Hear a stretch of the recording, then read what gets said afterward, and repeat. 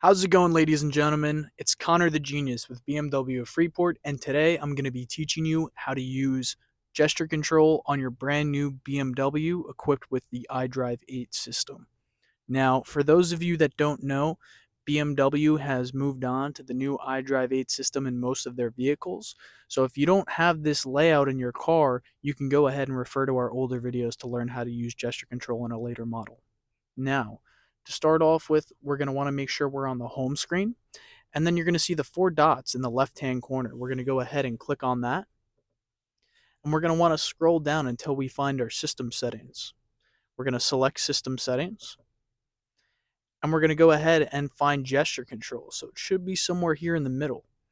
Now we can turn on and off our gesture control. You're going to want to make sure that you see that little green tick there to make sure that gesture control is turned on. And now we can go ahead and use our gesture control. So we can go ahead and turn the volume up.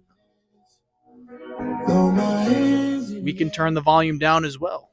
Now, if you'd like to change your radio station, all you have to do is move your thumb in one direction from left to right, and you can go ahead and change your radio station. You could also go ahead and assign different gestures to different controls. So let's say if we want to point two fingers at the display, we can program the car to go ahead and turn on and off the display, as well as mute and pause.